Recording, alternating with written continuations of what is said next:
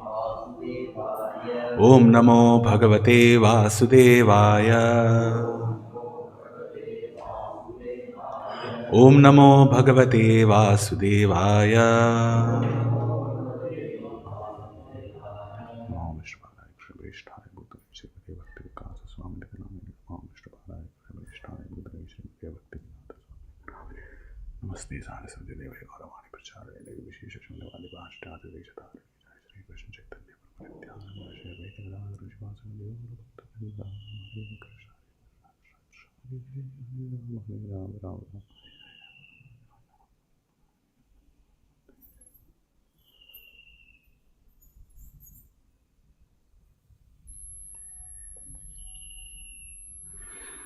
All right, Hare Krishna. So, welcome to our study of Vedanta Syamantaka. Today is session 24, and we are going to start with the fourth chapter, the fourth Kiran, Chaturtha Kiran of Vedanta Syamantaka. And in this chapter we are going to discuss about Prakriti. So, in the first chapter we discussed about the different pramanas to understand the absolute truth. Then the second chapter we discussed about Ishvara. In the third about Jiva. And then fourth we are going to discuss about Prakriti. So this also we can say it's kind of in line with how the Vedanta Sutra progresses. So the first sutra of Vedanta Sutra is Athato Brahma Jigyasa. That's 1.1.1, the first sutra. And Brahman can refer here to Ishvara. So that's how our acharyas explain that Athato Brahma Jigyasa means having attained this human form of life or having performed all the other Vedic rituals, one is supposed to inquire about Brahman. So Brahman is Ishvara, and in Shastra we also know that Brahman is also referred to the living entities. So the second and third chapter, Ishvara and Jiva, they speak about Brahman. And the second sutra, Vedanta Sutra, is Janma Adyasya Yataha. So Janma Adi means creation, maintenance and destruction. So the first sutra referring to Ishvara, it defines Ishvara as the one who creates, maintains and dissolves this universe, one who creates, maintains and destroys this universe. So in that sense, the fourth chapter of Prakriti makes sense. We have spoken about Ishvara, we have spoken about Jiva, and now we are going to speak about Prakriti, which specifically relates to the aspects of creation, maintenance and destruction of this material world. Okay, so this is very relatable to us because we are in this material world and we are surrounded, we are enveloped, we are engrossed by the Lord's external energy, which is also called Prakriti. So we are going to discuss about this so that we get some idea as to how the creation happens, how it is maintained, and how we are entangled within this, how our different senses are manifest, how different material elements get manifested, how the creation basically happens. And we'll also discuss about the modes of material nature, how they are manifested, and how the Lord's external energy actually creates this entire system of a material world, so that we can understand it and also try to get out of it. So this aspect of Prakriti is very elaborately discussed in other philosophies also. So right from the start we have been discussing, there are 6 darshanas. So of those 6 darshanas, the 4 of them, basically Vaisheshika, then Sankhya, Nyaya and Patanjali, they all 4 speak about the material nature a lot. They give explanations and basically explanations about Prakriti, how it is manifested. Specifically the Sankhya philosophers, they are too much into Prakriti. With respect to the Purva Mimamsas, Jaimini's followers, Karmakanda followers, they are not concerned about Prakriti. They don't want to know how Prakriti came about, how it works and so on. They are concerned about how to enjoy this Prakriti for their own purposes. So that is very simple, people. No need to get into lots of philosophical discussions. Do your Vedic sacrifices, get the results, enjoy it. That much dealings I'll have with Prakriti, but beyond that I will not go. So that is their system. But Vedanta system, it deals with everything. So Vedanta system deals with Prakriti. We also discuss philosophically about Jiva. We also discuss about Ishvara. We discuss about Ishvara's connection with Prakriti, Jiva's connection with Prakriti. And the next two, Kala and Karma, the next two chapters, 5th and 6th chapter, will primarily focus on how the Jiva actually is connected with Prakriti. So till now, so second chapter, third chapter, fourth chapter, Ishvara, Jiva and Prakriti, we are speaking about their essential nature. And then when Kala and Karma, when we speak about Kala and Karma, Kala being the energy of the Lord, he initiates the transformation of Prakriti, and Karma is like the result because of the initiation of the Jiva into Prakriti, then how he gets entangled into Karma. So that kind of diksha happens, that kind of initiation happens for the Jiva when he comes into contact with Prakriti. So we'll discuss that in the 5th and 6th chapter. Today we are starting with defining the nature of Prakriti. So Srila Radha Damodar Goswami, he says, the nature of Prakriti, material nature, shall now be ascertained. Material nature is an eternal material element. So first thing is, it is eternal, it is not temporary. We have been discussing about Ajnana and so on in the last few sessions with respect to the Advaita Vedanta philosophers. But material nature, where they say material nature, all this transformation, all these manifestations because of Ajnana, which cannot be defined, we cannot say whether it exists, whether it does not exist, it's anirvachaniya, anirvachya, we cannot speak about it. But the actual perfect understanding is that material nature is an eternal material element. It's a Bahiranga Shakti, it's the energy of the Lord, so therefore it's eternal. And it is the resting place of the three modes, goodness, passion and ignorance.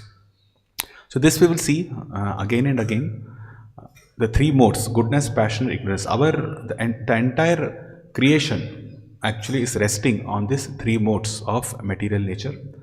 And these three modes speak about three aspects of the cosmic manifestation. One is creation, then maintenance and destruction. So creation happens through the mode of passion, maintenance happens through mode of goodness, and destruction happens through mode of ignorance. So when we speak about Prakriti, these three things will come again and again, because whatever we see with respect from the macro level to the micro level, everything is created at one point of time. It maintains itself for some time and then it is destroyed.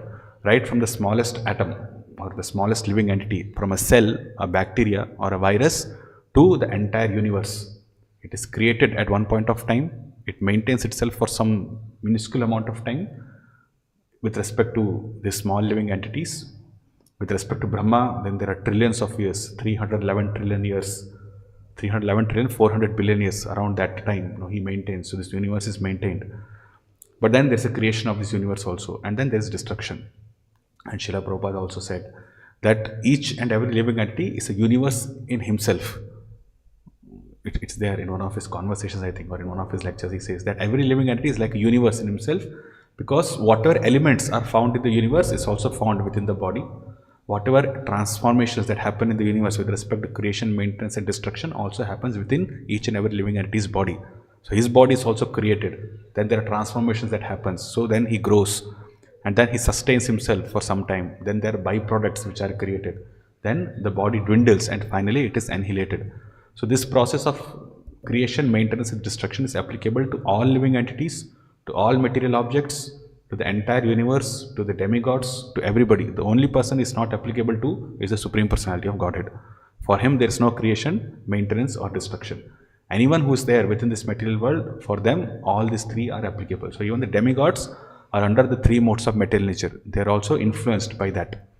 So when we are speaking about Prakriti, these 3 points will always come: goodness, passion and ignorance. And our entire discussion of this chapter is going to be on how these 3 modes actually combine together to create different senses, different sense objects, then the material elements, because everything is created only by the mixture of these 3 modes. There's nothing else beyond that. So there is this eternal material element, and then this eternal material element is the resting place of the 3 modes of material nature, And everything that happens within this material world with respect to creation, maintenance and destruction is because of these three modes. So as it is stated in the Shruti, Gauranadi Antavati Sajjanitri Bhuta Bhavini Sita Sita Charakta Cha Sarva Kama Dukha Vibhoho. So few verses will be given which are going to speak about the modes of material nature, how the modes of material nature are defined. So this verse says, the Supreme Lord's external energy is the beginningless and endless genetrix. Genetrix means female progenitor. So the Supreme Lord's energy is Maya, she is the female progenitor, and this is the external energy is beginningless and endless, which means it's eternal. The source of the manifestation of all created beings. So she is the source of the manifestation of all created beings. It is white, red and black, and is compared to a cow from which all desirable things can be milked. So this white, red and black represents the different modes of material nature. And just like this material world is full of varieties where the conditioned living entities can try to enjoy themselves by getting all the desirable things. So these three modes actually combine together, and the material nature acts as like a cow, like a kamadhenu, like one who fulfills all one's desires by giving person everything. So the conditioned soul's all material desires can be fulfilled within this material world. But then of course we also know that because the living entity's constitutional position is not to be within this material realm, so therefore although all the desires are fulfilled, still there is no happiness. You see, in the higher realm, in Bhuloka, when we are speaking about human beings, not all of our desires are satisfied, correct? But when we go to the higher realms, to the higher planetary systems, like to the heavenly planets, and beyond that, Maharloka, Janloka, Tapaloka, Satyaloka and all, so whatever material desires a person or inhabitants of those planetary systems may have, that will be immediately fulfilled, okay, because of their piety. Because to reach to those higher planets, you need to have piety, you need to have some pious reactions. Pious activities should have been performed. So that is why they are in that level. So whatever you desire, there everything is fulfilled. Okay. So material nature is that which can fulfill everybody's material desire. So that is why she is compared to a cow from which all desirable things can be milked. But this Bhuloka is very good in that sense because it does not give the false hope that one can be happy and enjoy in this material world and he can get whatever he desires. There is always a limitation. So that way a person can then start thinking about the absolute truth. So when we are speaking about Vedanta Syamantaka, we are speaking about Vedanta Sutras, Upanishads and all, they are actually meant for the living beings or specifically human beings within this material, within the Bhuloka. Of course, it's meant for all the human beings who are there in the higher planetary systems also, but the effect of all this knowledge is much more on the human beings because in the higher realms, one may be more attracted to material desires because all your desires are fulfilled. One would not have this inclination to think about going back home, back to Godhead, about understanding one's eternal constitutional position. So although those people who are in the heavenly planets, the demigods, they are also devotees, but they're classified as mixed devotees because they also have the tendency to enjoy this material nature made up of the three modes. And they'll get whatever they desire, whatever they want, all the desirable things will be fulfilled there. And more so in the higher planetary systems. Whereas in the lower planetary systems, especially Bhuloka, it's in the middle one, there all desirable things are not fulfilled. It depends on one's reactions, one's karma. Right. So then in Vishnu Purana also the same thing is mentioned. Trigunam tad jagat yonir anadi prabhavapyayam. Material nature is beginningless. It is neither created nor destroyed. It's eternal. It consists of the three material modes and is the source of this universe. Achetana pararthacha nitya satata vikriya trigunam karminam kshetram prakrite rupam uchyate. This one Parama Samhita. The characteristics of material nature are said to be as follows. It is insentient, which means it is not conscious. Consciousness is not manifested in material energy. It is meant for others, like For others means for the living entities to perform their so-called enjoying activities. It is constantly changing. It is vikriya, right? Constantly changing means satata vikriya. It's always transforming. And because this transformation is always there, one cannot eternally remain happy with this material world. One cannot eternally suffer in this material world also. Because it's always changing. The situation in the material world is always changing. So therefore, there's no constant position. Our body also changes over a period of time. It's constantly changing. Each and every day, the body functions differently. Then we change our body, we go to another body.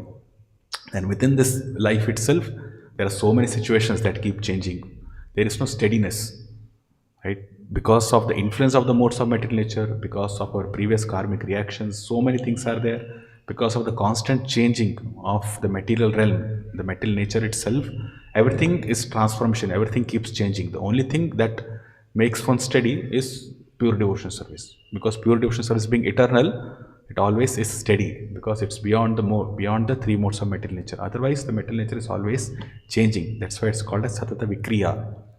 And it consists of the three modes, right? It is the field of work for those engaged in material activities. So for those who are engaged in material activities, it's the field. It's kshetra. It's also Krishna explains in the 13th chapter of Bhagavad Gita. Now Srila Prabhupada explains this color concept in his purport to Srimad Bhagavatam, Canto 3, Chapter 26, Text 5. And we will also see that in this entire chapter, we will be quoting mostly from the second canto and the third canto. Because these two cantos are specifically speaking about the different creation aspects. So most of the references will be from the second and third canto only. Srila Prabhupada says, in the Vedas also it is stated that the eternal living entities are covered by different modes and that they are called tricolored, red, white and blue living entities. Red is the representation of the mode of passion, white is the representation of the mode of goodness, and blue is the representation of the mode of ignorance.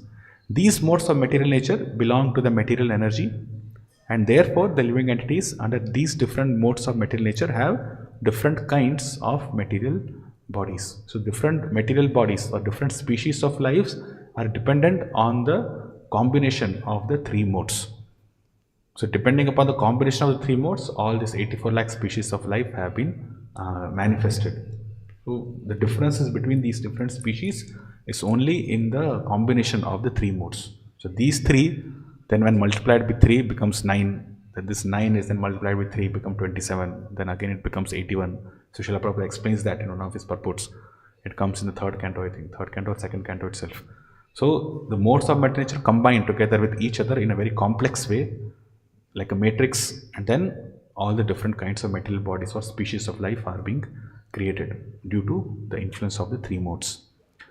Because they are forgetful of their spiritual identities, they think the material bodies to be themselves. So this is the situation of the living entities within this material world.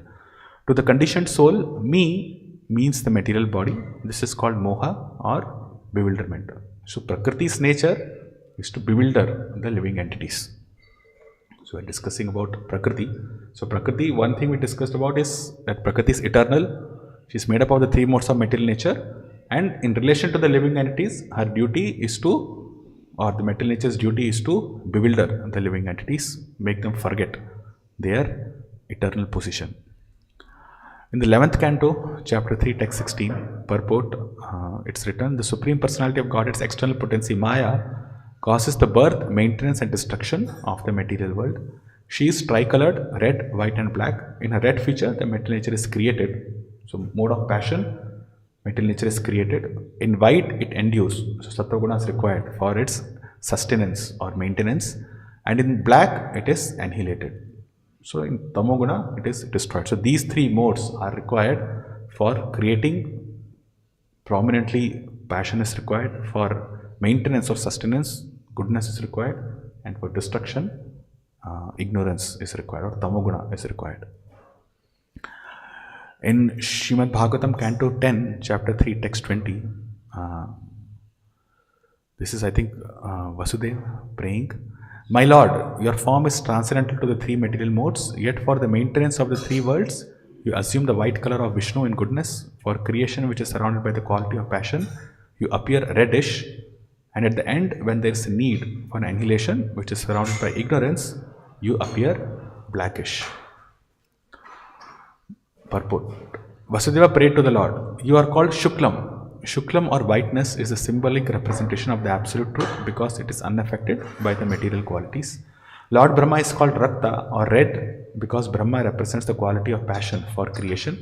Darkness is entrusted to Lord Shiva because he annihilates the cosmos.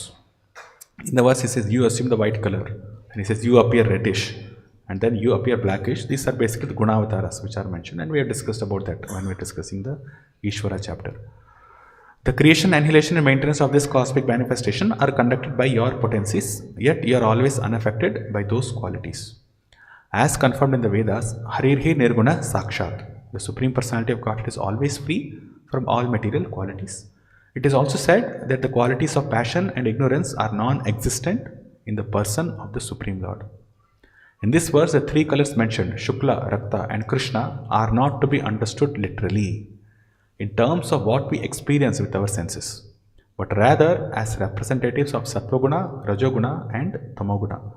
After all, sometimes we see that a heron is white, although it is in Tamoguna, the mode of ignorance. Illustrating the logic called Bakandhanyaya, the heron is such a fool that it runs after the testicles of a bull, thinking them to be a hanging fish that can be taken when it drops.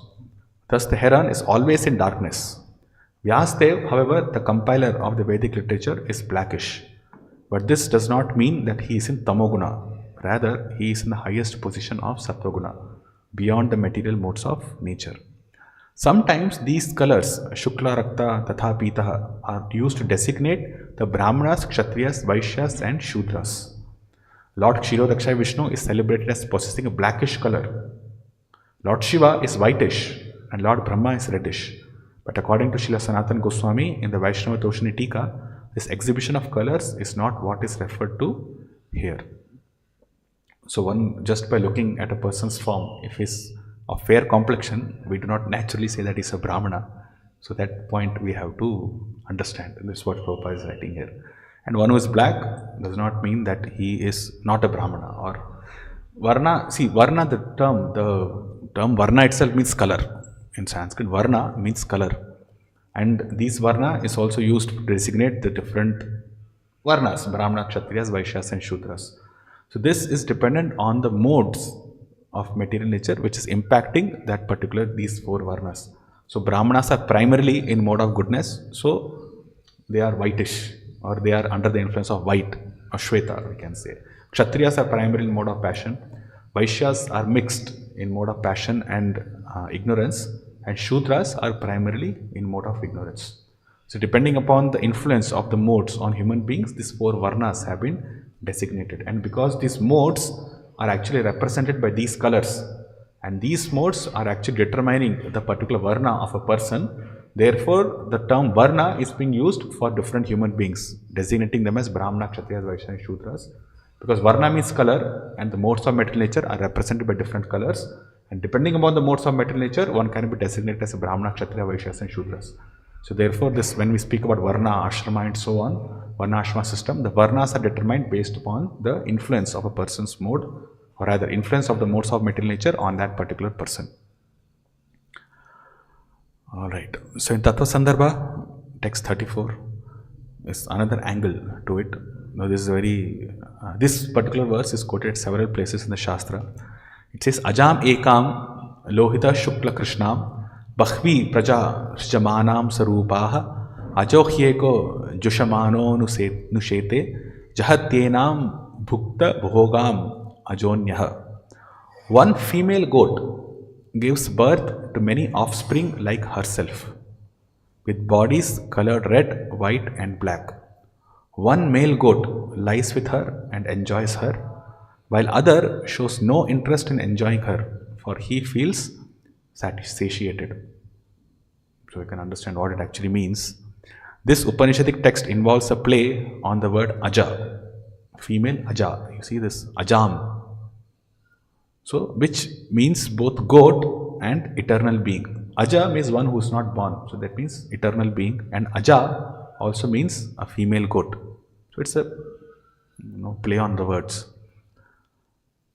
The eternal female, material nature, Aja, replicates her three modes: goodness white, passion red, and ignorance black, in the bodies of all life forms. Correct? One female goat, which basically means the material nature, gives birth to many offsprings like herself with bodies colored red, white, and black. Because our body is also made up of material nature. This one male goat lies with her and enjoys her, is the living entity. Correct? The one eternal male, the fallen jiva, tries to enjoy nature, while the other eternal male, the self-satisfied Supreme Lord, shows no interest in her. This is from Shvetashvatara Upanishad.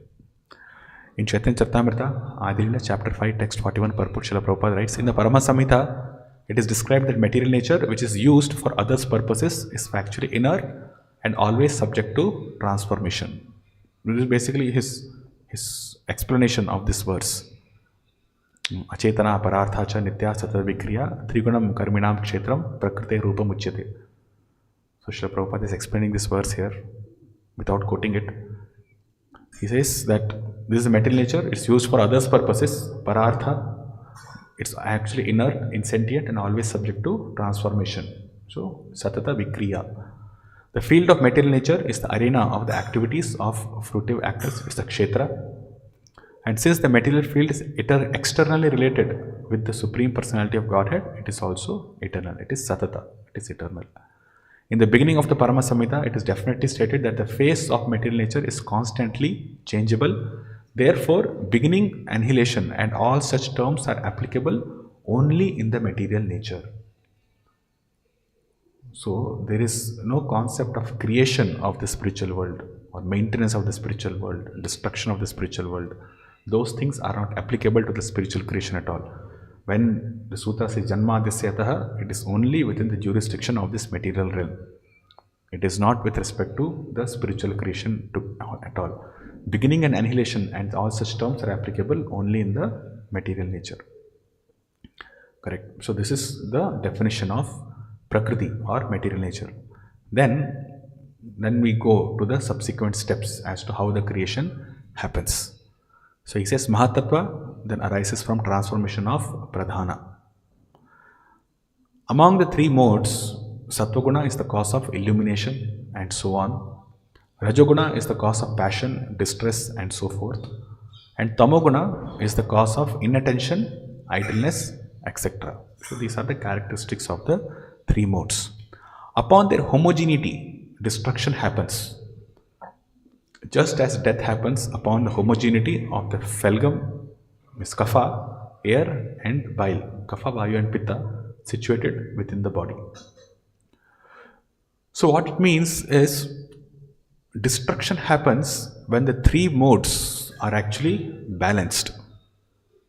When the three modes are balanced, then there is no creation, there is no manifestation of this material world. That is what it means.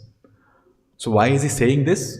Because in Pradhana or the original material nature, there is no manifestation of the three modes. The three modes are not agitated, they are not going up and down, they are all in a balanced level and they are not yet manifested. So therefore there is no creation. And if there is no creation, we can technically say that whatever was there, it is destroyed, it's not available anymore, it's not manifest anymore. So when there is a homogeneity, so Tamoguna is required to destroy. But when the destruction happens, then all the three modes, they actually become balanced. And when creation has to happen, then the mode of passion should rise again. So mode of passion, when it becomes prominent, then creation happens. When Sattvaguna, when the mode of goodness becomes prominent, then it maintains, the maintenance happens. And when Tamoguna becomes prominent, then destruction happens. But when all these three are balanced, then there is no creation at all. There is no manifestation of the material nature. So when this homogeneity appears, or when everything is on the same level, then we can say the material nature does not manifest. As if the destruction has happened and nothing is manifest. Just as death happens upon the homogeneity of the kapha, vayu, and pitta situated within the body. When these three do not act within the body, when there is an imbalance, then there is no movement within the body.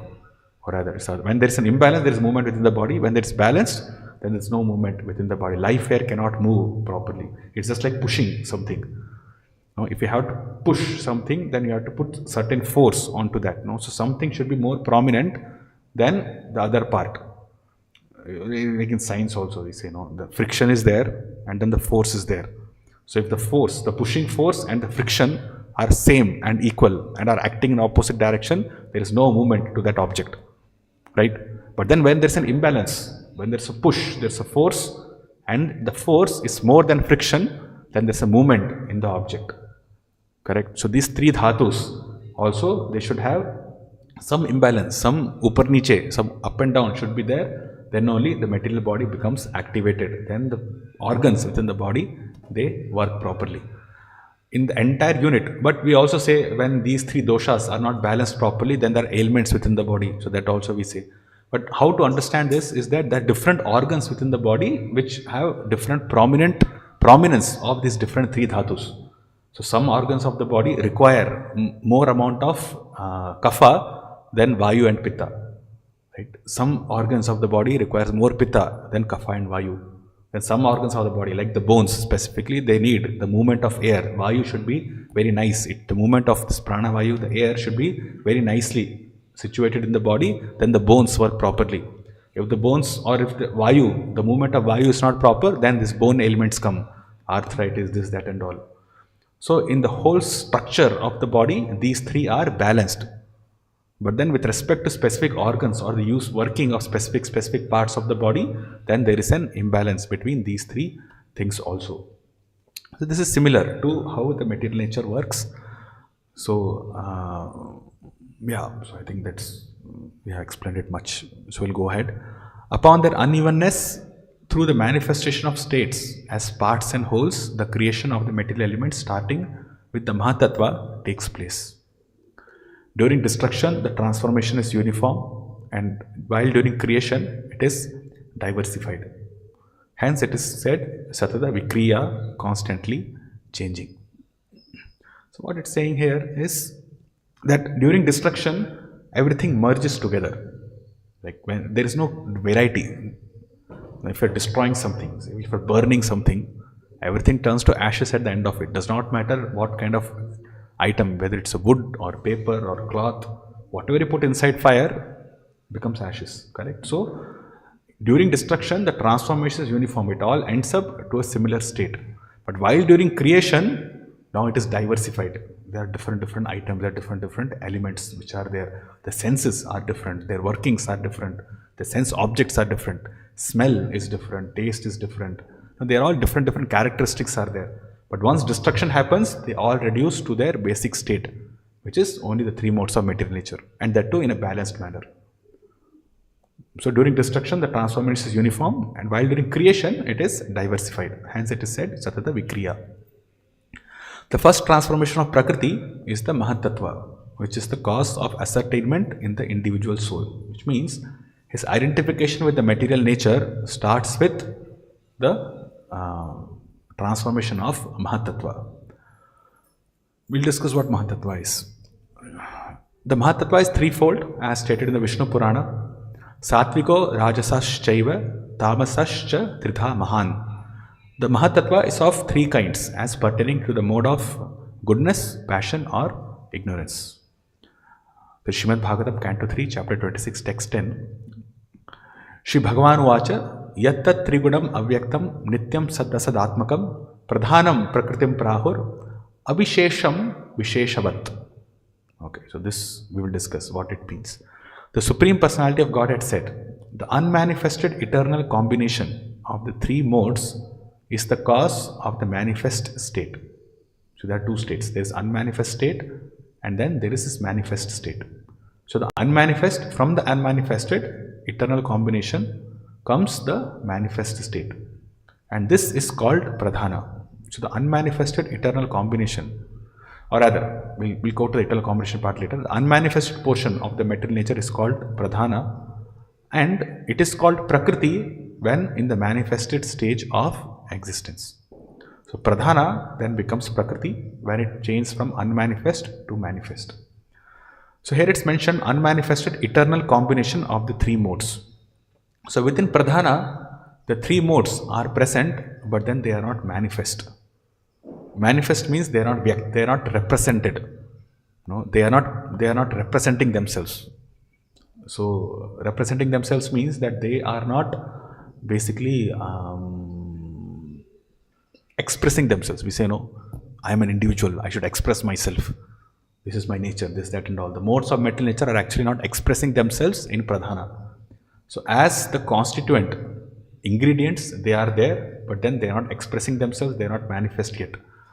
But when this pradhana is injected with time, with the living entities, and along with the living entities, their karmic reactions also. This is done by the Supreme Lord when he injects these three into the material nature, into pradhana. Then by the agitation of time, prominently because of time, then the three modes of material nature, they start to express themselves, they start to represent themselves, and then there is a transformation within these three. They become imbalanced. And when they become imbalanced, then creation happens, right? We discussed that. When there is a balance, there is no creation. But when there is an imbalance, then creation happens. So this imbalanced state of the three modes of material nature, that is called as Prakriti or Mahatattva. And in Shastra, we'll also see that Pradhana, Prakriti and Mahatattva, they are sometimes used interchangeably. We also see that. And we also see at different places also. Like sometimes it is said that all the incarnations within this universe, they appear through the agency of Kshirodakshaya Vishnu. So that is said. But at several places, it is also said that the incarnations of the Lord within this material world, they appear through the agency of Garbhodakshaya Vishnu. So which is correct? Kshirodakshaya Vishnu or Garbhodakshaya Vishnu? Both are correct. Because Kshirodakshaya Vishnu himself comes from Garbhodakshaya Vishnu. When it is said that the incarnations come from the agency of Garbhodakshaya Vishnu, it's just going one step ahead, that's all. Or one step back, not ahead, one step back. So from Garbhodakshaya Vishnu comes Kshirodakshaya Vishnu. And from Kshirodakshaya Vishnu, all the incarnations come through his agency. So when different incarnations come, we can also say they come from Garbhodakshaya Vishnu because all these are actually non-different from each other. Garbhodakshaya Vishnu is the same as Kshirodakshaya Vishnu. Kshirodakshaya Vishnu is the same as other incarnations of the Lord also. So in Tattva, as Vishnu Tattva, they are non-different. So one can say that the incarnations appear from Kshirodakshaya Vishnu, one can also say the incarnation appears from Garbhodakshaya Vishnu. So there is no fault in that. Similarly, at different places, we'll also find Pradhana, Prakriti, Mahatattva. They are sometimes used in an interchangeable way. Most prominently seen with respect to Prakriti and Mahatattva. So Prakriti is sometimes said to be Pradhana and Prakriti is also referred to as Mahatattva. But considering that all these three are just different states of the same material nature and creation happens from from Pradhana, then Prakriti, Mahatattva, the sequence is there. So if we go one step back or we start with the immediate step, it does not actually make much of a difference. So when we say that the creation happened from Pradhana, that is right. When it is said that creation happens from Mahatattva, from creation starts from Mahatattva, that is also correct. Because it's all in sequence, it's all in line. So just like when one goes to a particular destination, if he says, I'm coming from Bhopal, although he's traveling from Salem, if he's going to Mathura, for example, and he says that I started from Salem, I came to Mathura, it's correct.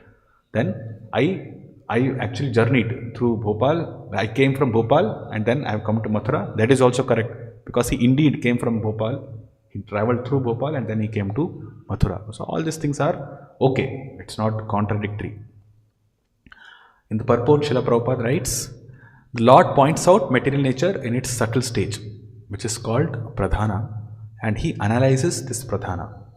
The explanation of Pradhan and Prakriti is that Pradhan is a subtle, undifferentiated sum total of all material elements. It is subtle, it is undifferentiated sum total of all material elements. So it's not differentiated yet. So there are not different senses which are manifest. Sense objects, the tanmatras are not yet manifest.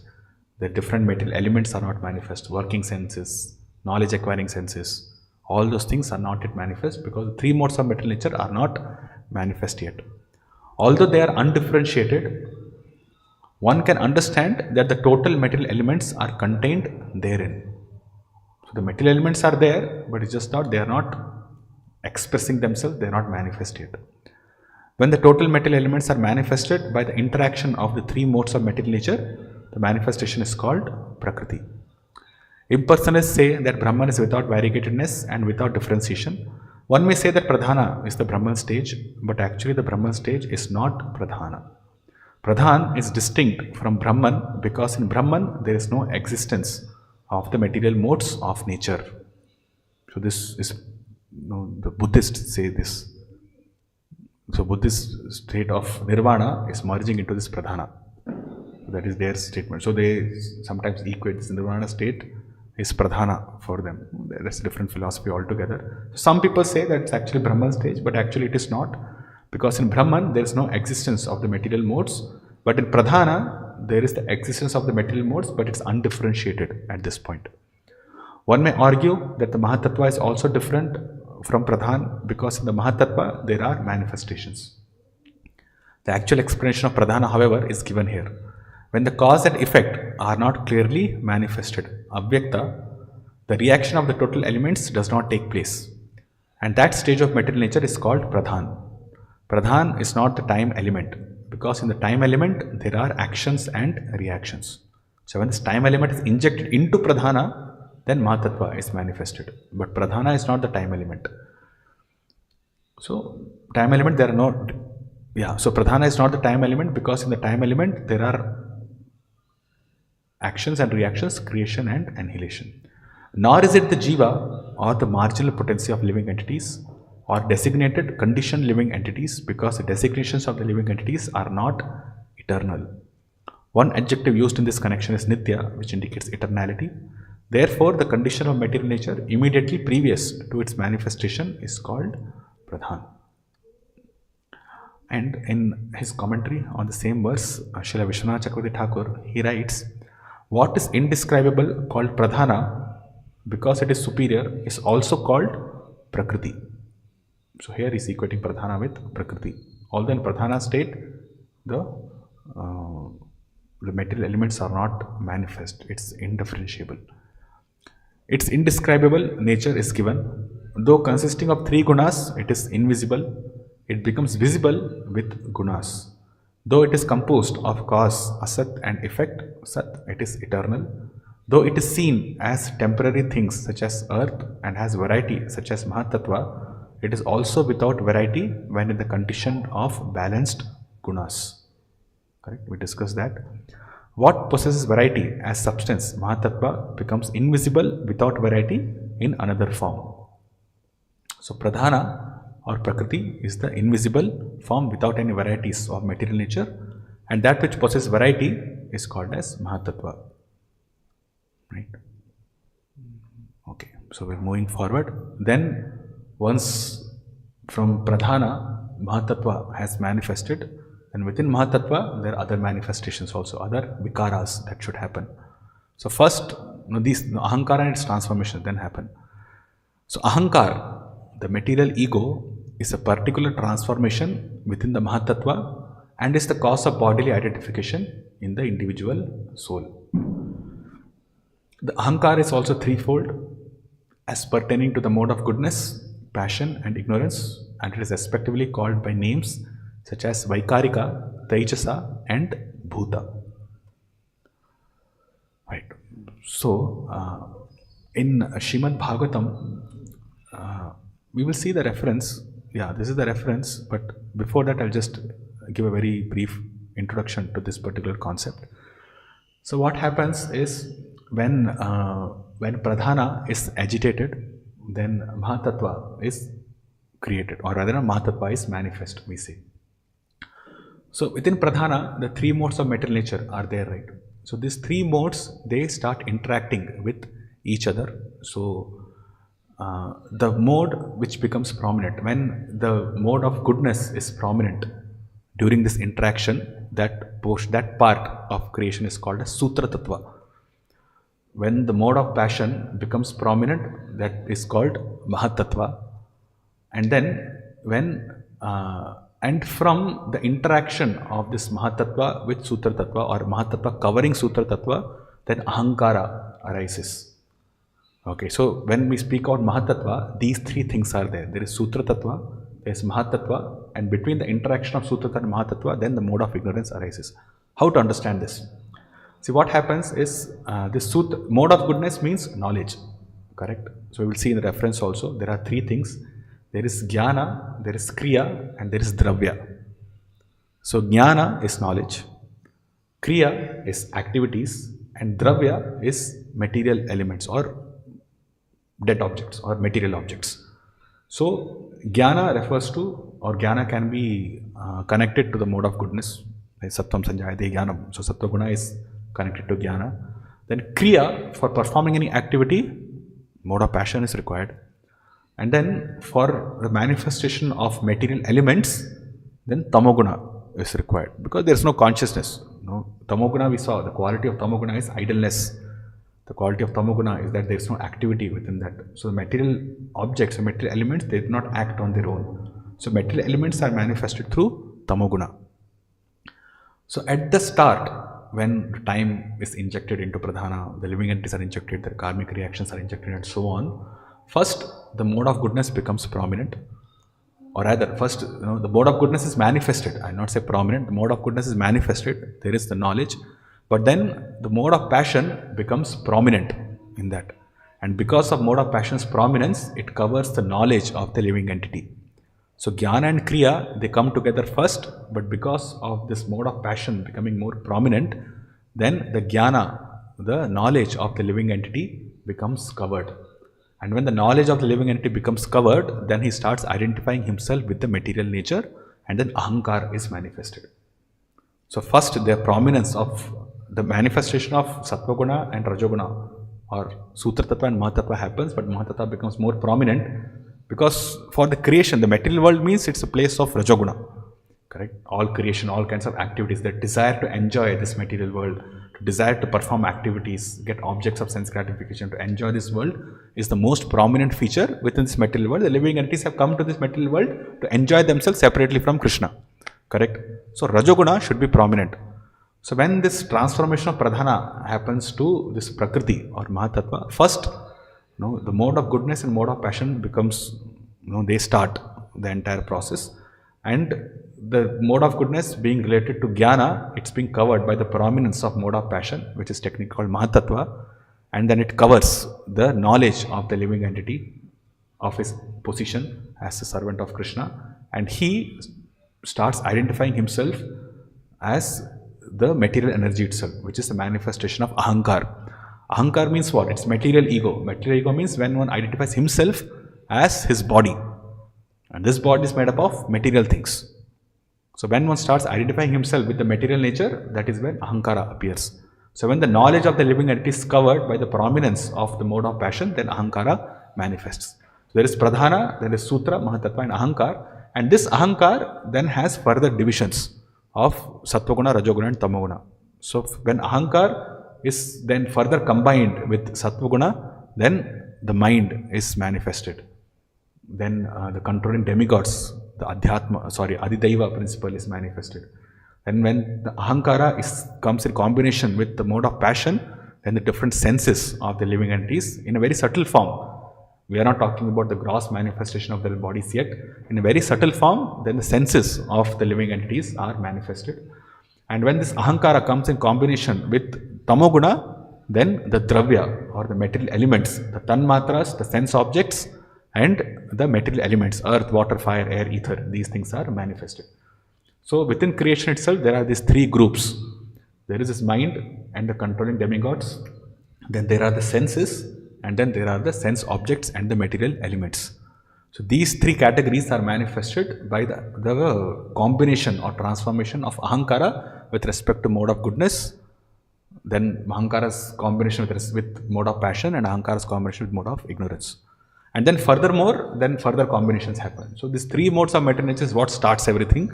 And then with respect to different types of combination that happens amongst them, then everything within this material world is manifested. The senses, sense objects, the material elements, the mind, intelligence and so on. So the starting point is ahankar.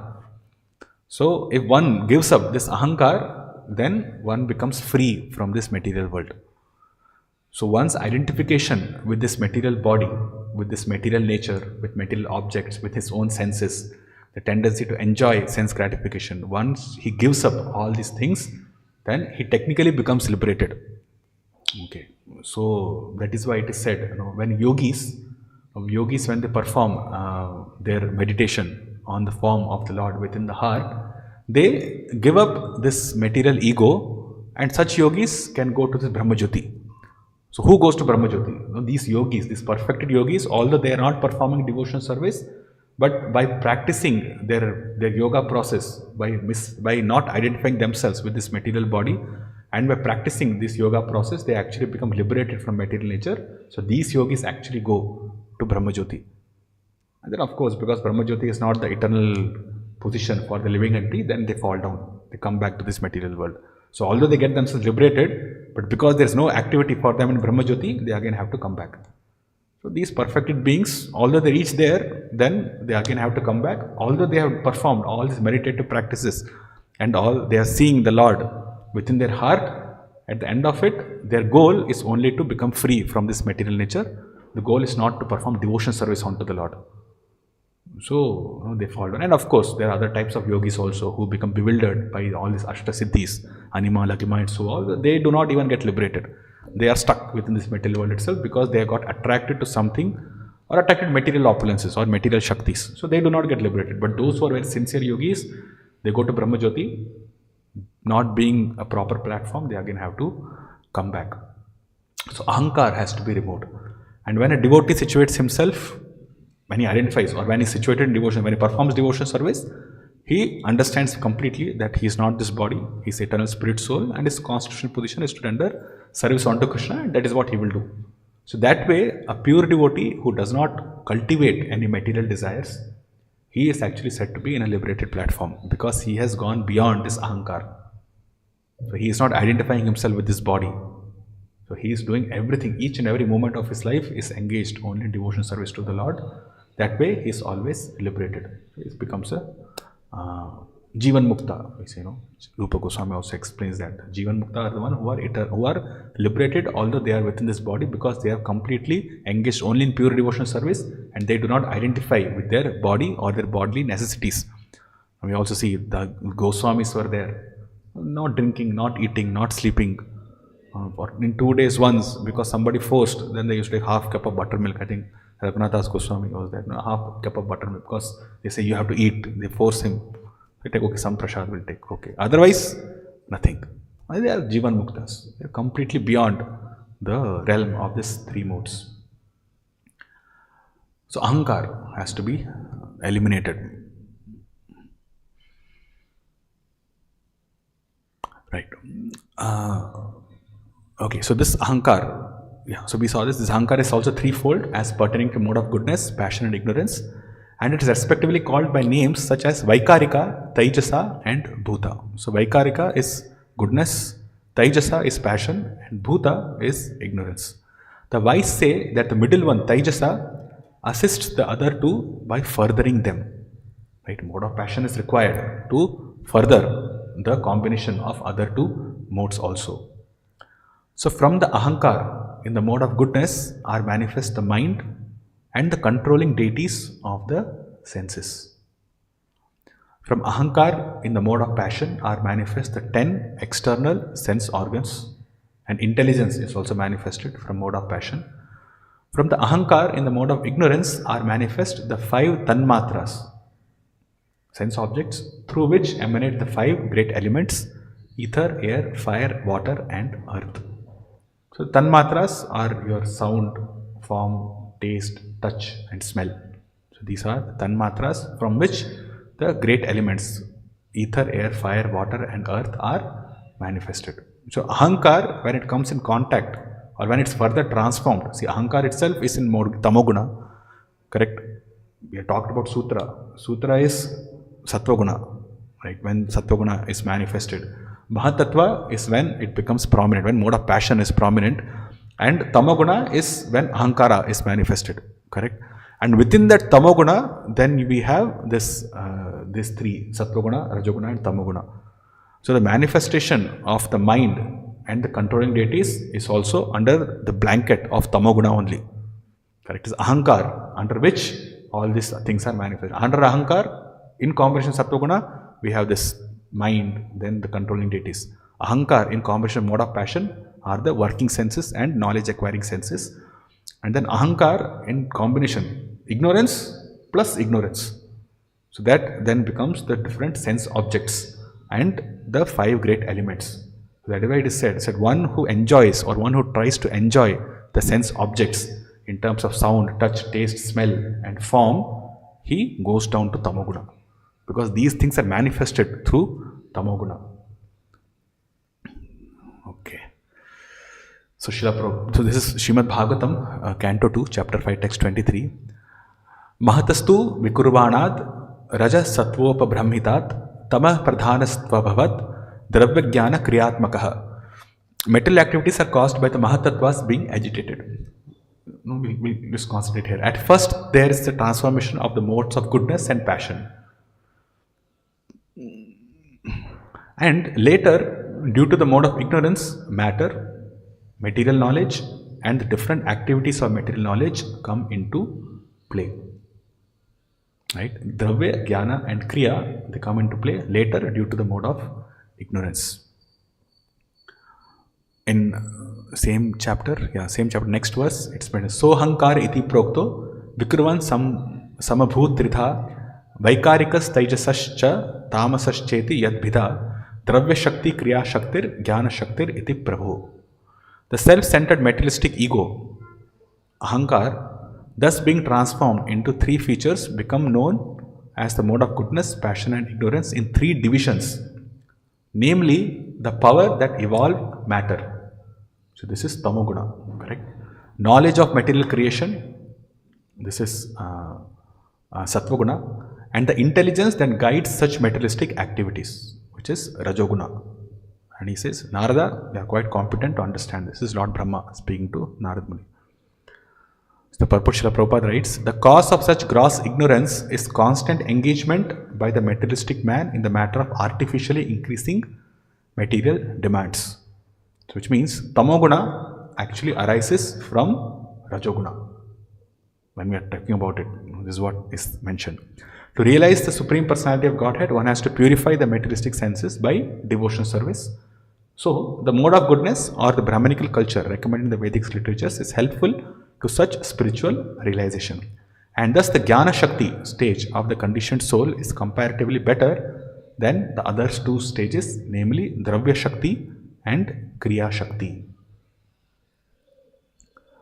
The whole material civilization is manifested by huge accumulation of materials, or in other words, raw materials for industrial purposes and the industrial enterprises. Kriya Shakti, Rajoguna, is required to create all these huge factories and procure all the raw materials, dig through the earth. It all requires Rajoguna. So much has to be made. And these are all due to gross ignorance of spiritual life, due to ahankar. Correct? Although mode of passion is prominent here, but then it is all due to gross ignorance of spiritual life, which is the manifestation of ahankar. In order to rectify this great anomaly of materialistic civilization, based on the principles of Dravya Shakti and Kriya Shakti, Dravya means material elements, and Kriya Shakti is this Rajoguna to do all this work with the material senses for the material objects. One has to adopt the process of devotional service of the Lord by adoption of the principles of Karma Yoga, mentioned in the Bhagavad Gita as follows: Yat karoshi yad ashnasi, yad juhosi dadasyat, yat tapasyasi kaunteya, tat kurushva madarpanam. So, people want to engage in activities. Kriya Shakti is very prominent. Dravya Shakti is also influencing. Then, better you engage this Kriya Shakti in performing Karma Yoga. That way you can elevate yourself. Whatever you do, whatever you eat, whatever you offer or give away, and whatever austerities you perform, do that, O son of Kunti, as an offering to me. Right. And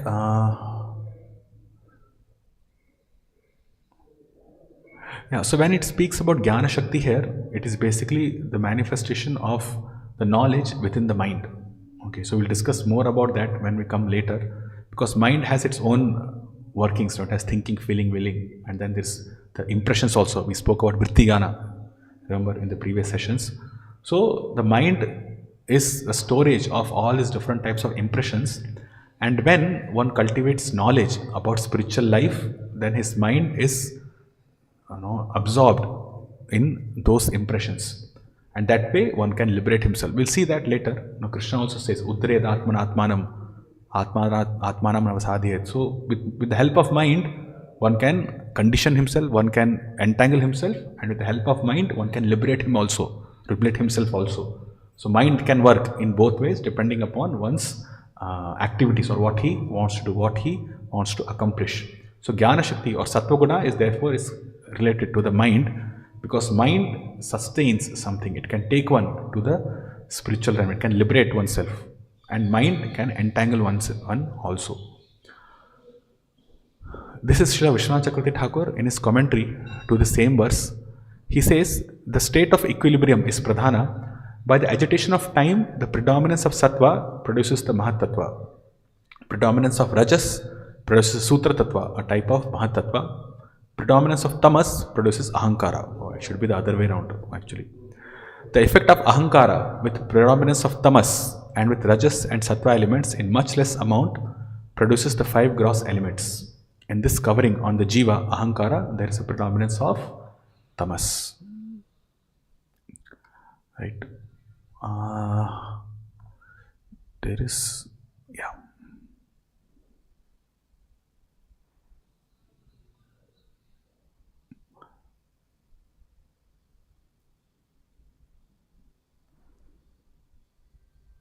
Okay, yeah. So, this is from Srimad Bhagavatam, Canto 11, Chapter 24, Text 6. It says, from these modes arose the primeval sutra along with the Mahatattva. By the transformation of the Mahatattva was generated the false ego, the cause of the living entity's bewilderment. So, from the 3 modes arose the primeval sutra along with the Mahatattva. So, that is Sattva-guna and Rajoguna. And by the transformation of Mahatattva, Rajoguna, it covers the Sattva-guna, then this false ego or the Ahankara was generated, right? Tebhya sambhavat sutram mahan sutrena samyutaha tato vikurvato jato yo ahankaro vimohanaha. And this Ahankara, it actually bewilders the living entity. In the purport it is written, according to Srila Sridhar Swami, Sutra is the first transformation of material nature that manifests the potency of activity, and it is accompanied by Mahatattva, which is endowed with the potency of knowledge. Oh, okay. So, whatever it discussed, it was the other way around. Mahatattva is influenced by Sattva Guna and Sutra Tattva is actually influenced by Rajoguna. Okay, we were talking the other way around. It was my mistake. I said Sutra is actually Sattva Guna and Mahatattva is Rajoguna, but it's the other way around. It's Mahatattva is the one which is manifested first. So, that is in mode of goodness. But then the Sutra Tattva, the potency of activity, actually covers the knowledge of the living entity, and then he starts identifying himself with this material world. So, forgive me for that. So, Mahatattva is what is influenced by Sattva Guna and Sutra is by Rajoguna. In the material world, one's real knowledge is covered by fruitive activity and mental speculation. As one's devotional service to the Lord slackens, these 2 tendencies grow automatically, just as the diminishing of light automatically brings an increase in darkness. Correct? So, in the material world, one's real knowledge is covered by fruitive activity and mental speculation, which are in Rajoguna. So, because of which the Mahatattva, the potency of knowledge is then covered, and as one's devotional service to the Lord slackens, these 2 tendencies grow. Both the Rajoguna becomes prominent along with Sattva-guna, and just as the diminishing of light automatically brings an increase of darkness, then Ahankara arises. In Srimad Bhagavatam, Canto 3, Chapter 20, Text 13, it's mentioned, Raja Pradhanan Mahatas Trilingo Daiva Choditat Jata Sasarja Bhutadir Vyad Adini Panchashaha. As impelled by the destiny of the Jiva, the false ego, which is of 3 kinds, evolved from the Mahatattva, in which the element of Rajas predominates. From the ego in turn, evolved many groups of 5 principles. Yeah. So, purport, Srila Prabhupada writes, the primordial matter of Prakriti, material nature consisting of 3 modes, generates 4 groups of 5. So, what are these? The first group is called elementary and consists of earth, water, fire, air and ether. So, there are 5. Earth, water, fire, air and ether. That's the first group. The second group of 5 is called Tanmatra, referring to the subtle elements, which are also called as sense objects. This sound, touch, form, taste and smell. Then the third group is the 5 sense organs for acquiring knowledge: eyes, ears, nose, tongue and skin. The fourth group is the 5 working senses: speech, hands, feet, anus, and genitals. So these are 4 groups of 5. So from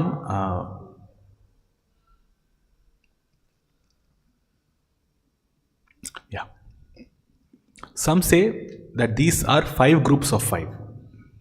One group is the sense objects, which is these, the tanmatra: sound, touch, form, taste, and smell. One is the 5 elements: earth, water, fire, and ether. Earth, water, fire, air, and ether. One is the 5 sense organs for acquiring knowledge. So you have eyes, ears, nose, tongue, and skin. And there are 5 senses for working, which is speech, speaking, hands, feet, anus, and genitals. The 5th group is the 5 deities who control these divisions. So some people will say this also. Right, so goodness refers to jnana, passion refers to kriya, and ignorance refers to dravya. First, the living entity's knowledge of his spiritual constitutional position, jnana, is covered, and he is encouraged in materialistic knowledge. This leads to materialistic activities, kriya, and due to this, he becomes entangled in misidentifying with this body, which is made up of dravya. So this jnana, kriya, and dravya comes up in, we saw that in this verse also. Dravya Shakti, Kriya Shakti, and Jnana Shakti. So this is how it happens. The Jnana Shakti of the living entity is covered by the Kriya Shakti, and then from Kriya Shakti, then the Dravya Shakti it takes prominence. So Dravya becomes prominent. It is stated in Srimad Bhagavatam, this is Canto 11, Chapter 24, text 6 to 8. So this is the last 2 lines of the 6th verse. Tato vikurvato jato yo ahankara vimohana. We saw that. Then vaikarikas taijasascha tamasas chetyaham trivrit tanmatrendriya manasam karanam chid achinmayah arthastan matrika jagne tasmad indriyani cha taijasa devata asan ekadasha cha vaikritat. So this is further manifestation. Again, the same point is being explained. From an alteration of the Mahatattva was produced the Ahankar, which dilutes the living entities. The Ahankar is of 3 kinds, in the mode of goodness, passion, and ignorance, comprised of sentient and insentient. Sentient is the living entity, insentient is the material nature. The Ahankar is the cause of the Tanmatras, the sense objects, the senses, and the mind. From Ahankar in the mode of ignorance were produced the Tanmatras, from which emanated a substance in the form of the 5 material elements. So Tanmatras and 5 metal elements are always mentioned together because 5 metal elements are manifested from the Tanmatras. The Tanmatras are subtle, whereas the 5 metal elements, they are gross. When I speak of Tanmatras, sense objects, sound, then touch, then smell, taste, and form. These are Tanmatras, and the 5 metal elements are earth, water, fire, air, and ether. How Tanmatras produce, or how from Tanmatra these 5 metal elements are produced, we will see.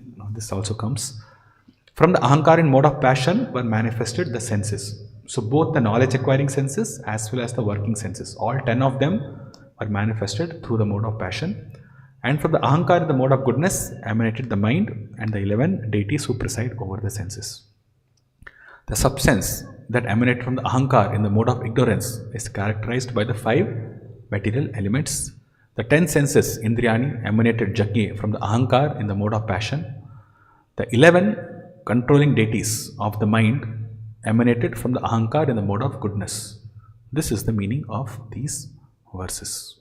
Right? So we have already discussed all this.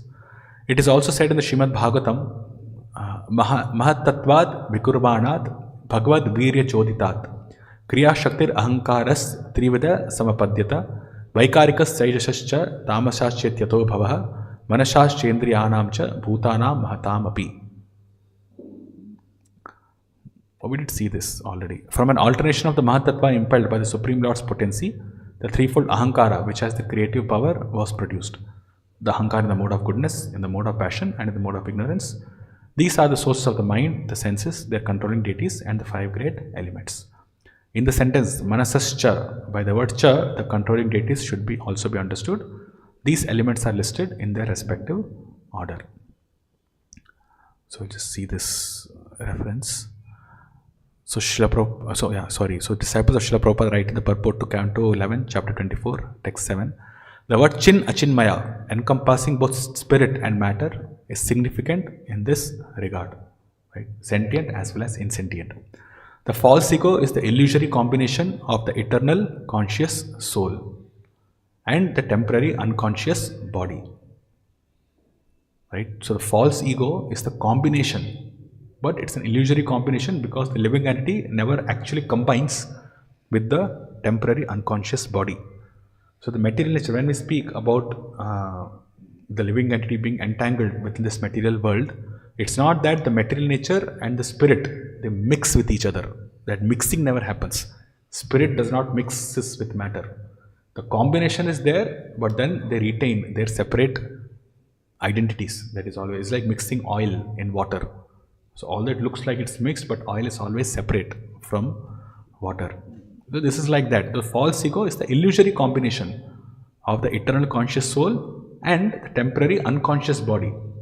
Because the spirit soul desires to exploit illicitly the creation of God, he is bewildered by the three modes of nature and assumes an illusory identity within the material world. Struggling to enjoy, he becomes more and more entangled in the complexities of illusion and only increases his anxiety. This hopeless situation can be overcome by taking to pure Krishna consciousness, in which the pleasure of the Supreme Lord becomes the only goal of one's life.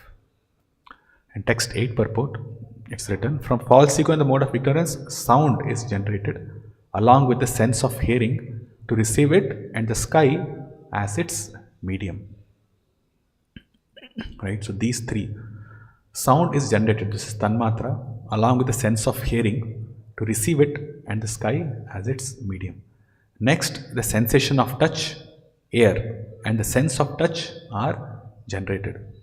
And thus, from subtle to gross, all of the elements and their perceptions are generated.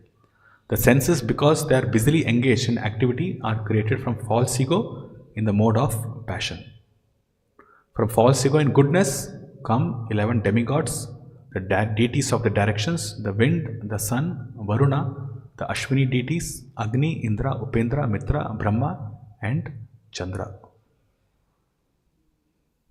We'll discuss more about this maybe in the next class, where we'll explain this explanation comes that how sound is generated along with the sense of hearing to receive it, and the sky becomes its medium. So sky is the material element and sound is the Tanmatra, and the sense of hearing is your sense, is the senses itself. So these three are generated together. So then there is the sensation of touch, which is Tanmatra, then air, which is the material element, and the sense of touch are generated, which is the sense itself. How that happens, we will see. So from Srimad Bhagavatam, Canto 2, Chapter 5, text 25 to 29, it is mentioned, from the darkness of false ego, the first of the five elements, namely the sky, is generated.